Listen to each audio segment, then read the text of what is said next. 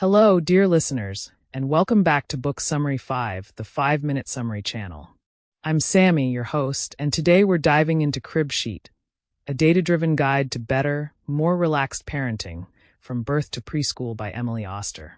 If you've ever felt overwhelmed by conflicting parenting advice, this book is for you.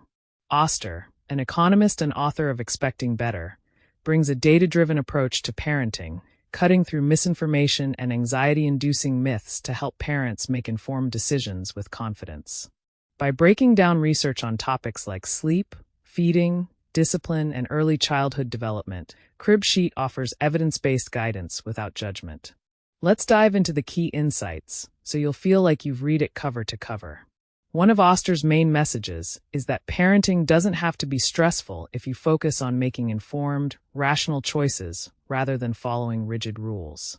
She argues that many parenting debates, whether about breastfeeding, sleep training, or daycare, are driven more by emotions and social pressure than by actual science. Instead of pushing a one-size-fits-all approach, Oster provides the data behind major parenting decisions, allowing parents to weigh the risks and benefits for themselves. The book is structured by age and developmental stage, covering everything from the newborn period to preschool years. One of the first topics she tackles is breastfeeding versus formula feeding, one of the most emotionally charged debates in parenting.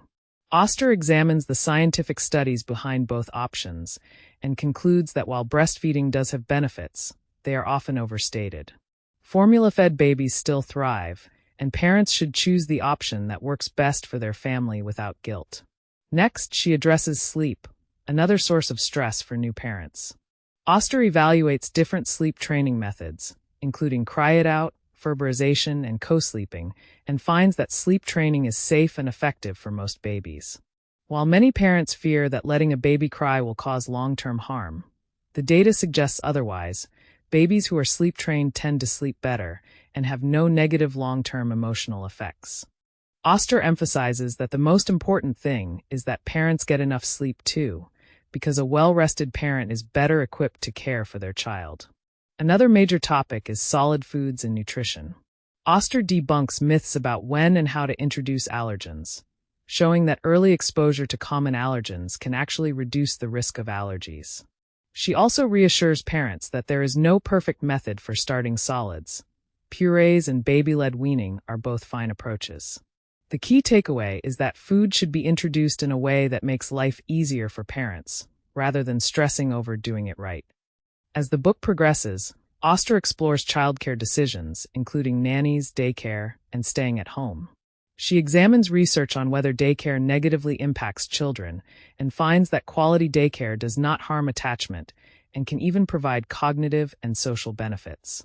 However, she acknowledges that choosing childcare is a highly personal decision, and what works best depends on individual circumstances. One of the most useful parts of Crib Sheet is its approach to toddler behavior and discipline. Oster dives into the research on timeouts, spanking, positive reinforcement, and tantrum management. The data overwhelmingly supports positive discipline strategies, such as consistency, clear expectations, and logical consequences, while showing that physical punishment has long-term negative effects on children's emotional and cognitive development. She also reassures parents that tantrums are a normal developmental phase and not a sign of bad parenting. Oster also tackles language development, screen time, potty training, and preschool education, always prioritizing what the research actually says rather than cultural trends or parental guilt. One key takeaway is that children develop at different rates, and most small delays in speech or motor skills resolve on their own. Parents should monitor progress, but not panic over every milestone.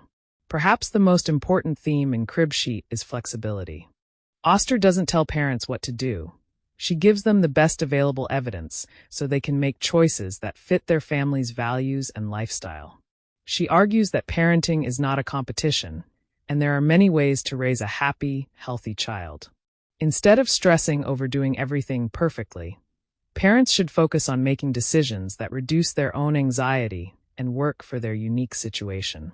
Ultimately, Crib Sheet is a refreshing, reassuring, and empowering guide that helps parents navigate early childhood with less stress and more confidence.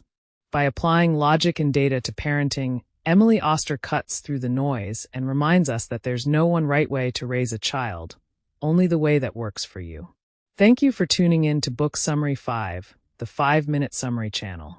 If you enjoyed this exploration of Crib Sheet, please subscribe, like, and share it with your friends. Until next time, happy reading. And remember, good parenting isn't about perfection. It's about making informed choices and trusting yourself.